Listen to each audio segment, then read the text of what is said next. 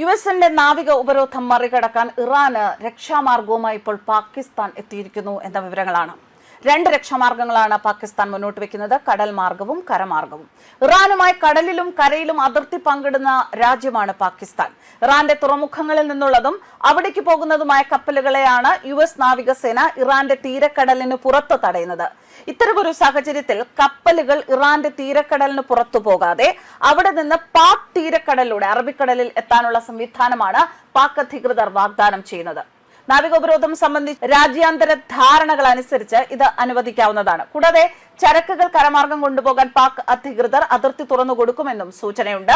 US Iran സംഘർഷത്തെ തുടർന്ന് Hormuz കടലിടുക്ക് ഉപരോധത്തിന് പിന്നാലെ ഇറാന്റെ എണ്ണ വ്യവസായ മേഖലയിൽ ശക്തമായ പ്രതിസന്ധി അനുഭവപ്പെടുകയാണ്. കയറ്റുമതി നിലച്ചതോടെ അസംസ്കൃത എണ്ണ സംഭരിക്കാൻ സ്ഥലമില്ലാതെ വലയുകയാണ് ഇറാൻ. ഇറാനുമായി 900 കിലോമീറ്റർ കര അതിർത്തിയാണ് പാകിസ്ഥാൻ പങ്കിടുന്നത്. ഉപരോധം മൂലം അവശ്യ ഭക്ഷ്യ സാധനങ്ങൾ പോലും ഇറക്കുമതി ചെയ്യാനാവാത്ത സാഹചര്യത്തിൽ ഇത് ഇറാന് വലിയൊരു സഹായമാണ് നൽകുന്നത്.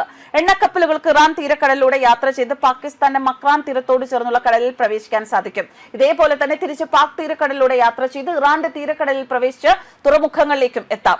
ഇറാനിലേക്കുള്ള ചരക്കുകൾ പാക് തുറമുഖങ്ങളിൽ ഇറക്കി അവിടെ നിന്ന് റോഡ് മാർഗം പാക് ഇറാൻ അതിർത്തിയിൽ എത്തിക്കാൻ പാക് വാണിജ്യ മന്ത്രാലയം അനുമതി നൽകിയെന്നാണ് വിവരം.